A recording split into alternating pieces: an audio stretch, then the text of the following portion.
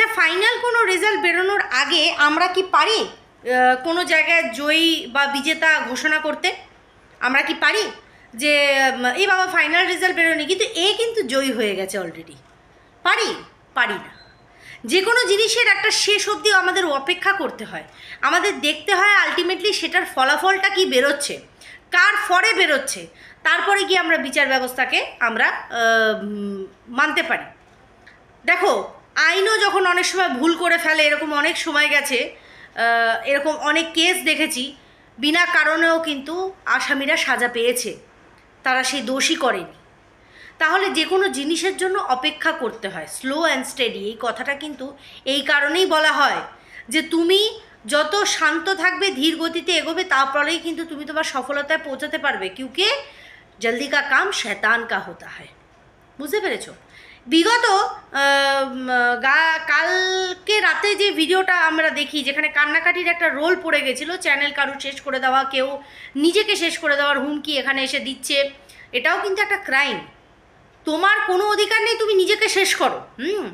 আর এরকম প্রচুর পাপীরা আছে, তারা অত সহজে মরে না, অত সহজে তারা মরে না। অনেক কাঠখড় তাদের পোড়াতে হয়, অনেক কিছু পোড়াতে হয়, অনেক ভালো ভালো মানুষরা চলে যায় যাদের যাওয়ার সময় না, তাই না? তো যাই হোক, তার আগে বলি welcome back to my channel. কেমন আছো তোমরা সবাই? আশা করি সবাই ভালো আছো, আমিও ভালো আছি। দিনের শেষ ভিডিও নিয়ে চলে আসলাম। প্রচণ্ড পরিমাণে চোখে ঘুম, তারপরে আমার মনে হলো এই বিষয়টা দুটো কথা বলা। আজকে কণিকা আর উজ্জ্বল একটা বিষয় নিয়ে আজকে মন্তব্য করেছে বা কিছু ক্লিয়ার করেছে। সেটা কি? তোমরা জানো যে বিগত 3 দিন ধরে কণিকা একটা কন্ট্রোভার্সি ক্রিয়েট করার মতন নিজের সো কল ফ্যামিলির যে কেচ্ছা, যেটা আমি বলি, সেটাকে বিক্রি করছিল। ঠিক আছে? অনেকের মনের মধ্যে অনেক রকম ডাউট ছিল, অনেক রকমের ডাউট ছিল যে কণিকা এরকম কেন করছে, কণিকা তো এরকম না। হ্যাঁ, কণিকাকে তো আমরা এইভাবে দেখিনি। কণিকা তো একটা আদর্শ আমাদের সবার কাছে, আমাদের কাছে একটা প্রেরণা। তাহলে ও কি করে পারে?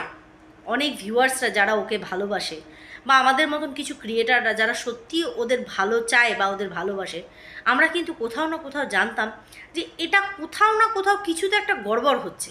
এটা ঠিক না, এটা ঠিক না, এটা সঠিক না। কারণ এমএসএল এটা করতে পারে না।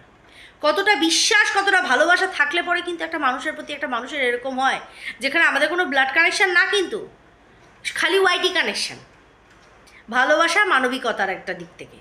সেখানে দাঁড়িয়ে আজকে পরিষ্কারভাবে উজ্জ্বল আর কণিকা খোলসা করেছে যে হ্যাঁ, তারা একটা স্ক্রিপ্টেড নাটক সাজিয়েছিল, যেটাকে কণিকা এক্সিকিউট করেছিল, আর একদম অ্যাকিউরেট ভালোভাবে এক্সিকিউট করেছিল। নাটকটা জমছিল। কিন্তু এক একজন যেভাবে মেকআপ টেকআপ করে, আইলাইনার পরে, আইব্রো সেট করে যেভাবে নাটক করতে বসে, ভাই সেইটা সিনেমার জগতে ঠিক আছে, বাস্তবে হয় না। রিয়ালিটি ফুটিয়ে তুলতে হলে তোমাকে সেই রকমভাবে নিজেকে প্রেজেন্ট করতে হবে, যেটা কণিকা দেখিয়েছে। স্ক্রিপ্টেড হলেও নাটকের যবনিকা পতনের জন্য অবশ্যই থ্যাংক ইউ, কারণ জিনিসটা ও বেশি দিন টানতে পারবে না, কারণ ও এই নছল্লাগিরি আর নাটক করে অভ্যস্ত না। কণিকার বক্তব্য, আমি 10,000 ভিউজ নিয়েও খুশি। আজকে যে ভিউয়ার্সরা ওদের দিকে চোখে আঙুল তুলছো, বাবা কি নাটক করলে, তাহলে সেই নাটকটা তো তোমরা দেখতেও ভালোবাসো, কোনো অংশে কম ভালোবাসো এটা তো না। নাটক পছন্দ করো বলেই তো আজকে নোংরা নোংরা ভিডিওতে প্রচুর পরিমাণে ভিউজ হয়। আমাদের মতন কিছু ক্রিয়েটার যারা কিনা নিজের মুখের দ্বারা কিছু যুক্তিগত, কে খিস্তি খামারি করছে সেটা ম্যাটার করে না, আমি তো করছি না, নিজের যুক্তির দ্বারা কোনো কিছু পরিস্ফুট করছি, কোনো সত্য উদ্ঘাটন করছি, আমরা কিন্তু সেই জিনিস পাই না। কারণ আমরা চোখের জল, সিম্প্যাথি ক্রিয়েট করে, নছল্লাগিরি করে ফ্যামিলির কেচ্ছা বিক্রি করতে পারি না। কণিকাও ঠিক তাই। কণিকাকে প্রশ্ন করার আগে আগে তোমরা সবাই নিজেকে প্রশ্ন করো যে আজকে কণিকা কেন এই জিনিসটা করলো।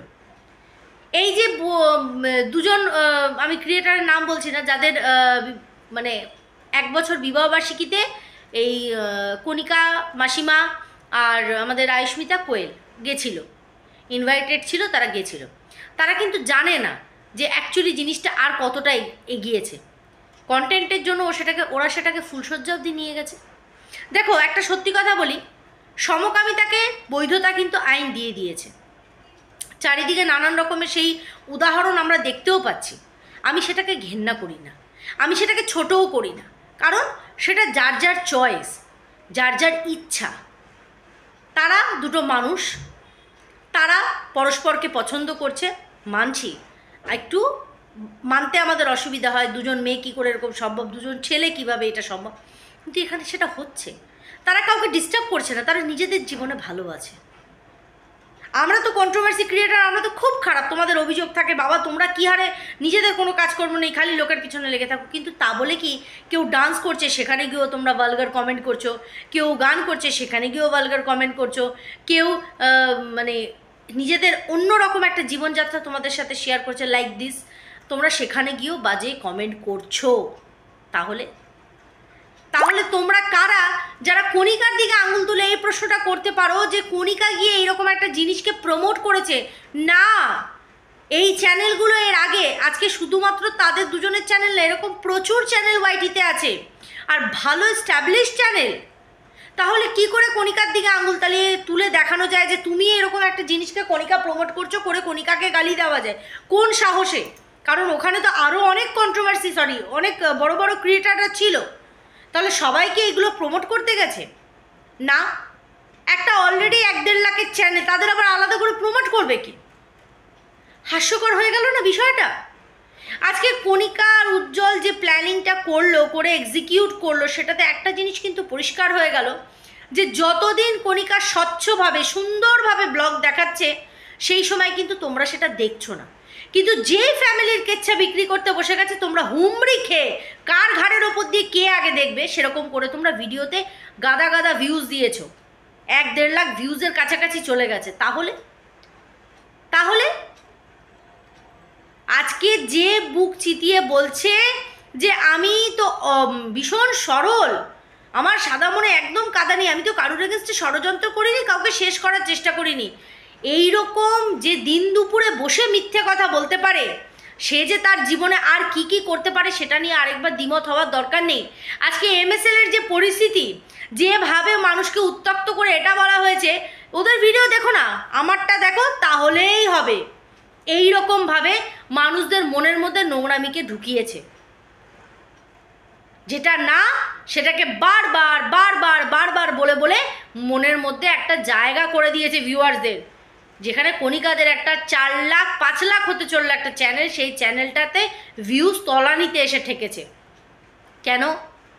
ভদ্রতা দেখাচ্ছে তাই বিক্রি হচ্ছে না, নোংরামি দেখালো দুদিন, হুড়মুড়িয়ে সব পড়লো। কিন্তু কণিকা তো সেটা করতে পারবে না। তাহলে কালকে কমেন্ট বক্স ভরে গেছে, আরে তোমার তো নৈতিক জয়, নৈতিক জয়, নৈতিক জয়। তো যার নৈতিক জয় যাদের নামে হলো তারা তো হিসি করে দিল। হ্যাঁ, হিসির ভাষা এ বোঝে, কারণ এ চলতে ফিরতে এর হাজব্যান্ড এ সবার গায়ে মুখে হিস করতে থাকে। এদের বাথরুম আজ অবধি সারাতে পারলো না, পেচ্ছাপটা করার তো জায়গা চাই, টয়লেট করবে সেটার তো জায়গা চাই, সেই জায়গাটা লোকের গায়ে করে বেড়াচ্ছে। এত অশ্লীল কথাবার্তা, এতটা অশ্লীল যে কিনা অন্যকে শেখাচ্ছে। ইস বাবা, এদের কি ভাষা, করে অন্যদের শিখিয়ে সে নিজে বলছে একবার এর মুখে মুতি, ওর মুখে মুতি। কেন রে? বাড়িতে বাথরুম আছে, এমন করুন অবস্থা, বাথরুমে টয়লেট করা যাচ্ছেই না, তাহলে ঠিক করা। তোর তো প্রথম ইউটিউবে টাকা দিয়ে বাথরুমটাকে ক্লিয়ার করার ছিল, কই সেটা তো করিসনি, করতে পারিসনি, যার জন্য লোকের গায়ে মানে টয়লেট করে বেড়াতে হচ্ছে, মুতে বেড়াতে হচ্ছে। কি বলবো আর। তার মধ্যে গামলাকে নিয়ে দুটো বক্তব্য দিল। কি বলল? যেটা দেখা হয়নি সেটা সবাই অ্যারো চিহ্ন দিয়ে এই দিয়ে সবাই ওদের মতন, তো আমি পারলাম না এই জন্য আমি এখানে রয়ে গেলাম। বাবা, তুই বড় বড় কাণ্ড করে এসেছিস, তুই আবার পারলি নাকি? তুই তো বিশাল বিশাল করে এসেছিস, সেই অনুযায়ী তো আমাদের নস্যি। তুই এমন মেয়ের গায়ে আঙ্গুল তুলেছিস, চরিত্রে দাগ দিয়েছিস, সে কোনোদিনও কিছু করেনি। আর আমরা যাকে নিয়ে আলোচনা করছি সে অলরেডি পরকিয়া করে বাড়ি থেকে বেরিয়ে গেছে, নিজে স্বীকার করে, সে অলরেডি নিজের মুখে স্বীকার করে কমিউনিটি পোস্টের দ্বারা জানিয়েছে। তারপরে লোকে তাকে বলছে, বিনা কারণে তাকে বলা হচ্ছে না যে তার হাজব্যান্ড একটা মিথ্যে ব্লেম লাগালো, সে সেটাকে অস্বীকার করেছে। সেটা কিন্তু সে করেনি, সে উল্টে স্বীকার করেছে যে হ্যাঁ আমি এরকম করেছি, যে ডে 1 থেকে আমার হাত ধরে যাচ্ছে সে এখনও আমার হাতটা ধরে রেখেছে, এরকম কাজই সে করেছে, তাই তাকে বলা হয়েছে। বাই দ্য ওয়ে, তুই বলছিলিস যে এরকম জন্মদিনের বিষয়টাতে আদৌ গামলা ওখানে ছিল কি ছিল না এটা না জেনে অনেকেই না দেখে মন্তব্য করছে। আমি যদি দেখতাম অবশ্যই বলতাম, কিন্তু আমি তো দেখিনি, কি করে বলবো? ঠিক কথা। তাহলে এই অযোধ্যায় যখন সবাইকে চোখে ধুলো দিয়ে ওরা ওই মানে 6 দিন 5 রাত্রিরের যে ট্যুরটা করেছিল, যে ট্যুরটা ওরা করেছিল, যেখানে কিন্তু অলরেডি ওই ছেলেটি ওখানে উপস্থিত ছিল, ভিডিও ক্লিপের দ্বারা আমরা সবাই দেখতে পেয়েছি, কই সেইখানে তো কেউ মুখ খোলেনি, সেইখানে তো বলেনি, এই জলনদীপ মাসিও বলেনি, আমাদের এই দালাল দিদিও বলেনি, এরা তো একবারের জন্য প্রতিবাদ করে বলেনি যে এটা তুই কী করলি, তুই এত বড় মিথ্যে কথা বললি, বলতে পারেনি। মেরুদণ্ড সোজা, এইটা তোমরা ভাবো কী করে যে তোমার মেরুদণ্ড সোজা রেখে কোনো রকম কন্ট্রোভার্সি করছো? সেটার যোগ্যতাই তোমাদের মধ্যে নেই, সেই লায়কাতই তোমাদের মধ্যে নেই, তোমরা বিচার করতে বসেছো অন্য মানুষকে। তো নৈতিকতার জয়ের জায়গায় নৈতিক হার হয়ে গেল। কি অবস্থা, হ্যাঁ, করুণ দশা। বন্ডিং, যে ফ্যামিলি বন্ডিং আজও মেনটেন করে যাচ্ছে এরা, সেটার ধারে কাছেও তুই কল্পনাও করতে পারবি না, তুই সেটা পাসই নয়, আগামী দিনে পাবিও না। যাই হোক বন্ধুরা, ভিডিওটা এখানেই এন্ড করছি। সবাই খুব ভালো থেকো, সুস্থ থেকো।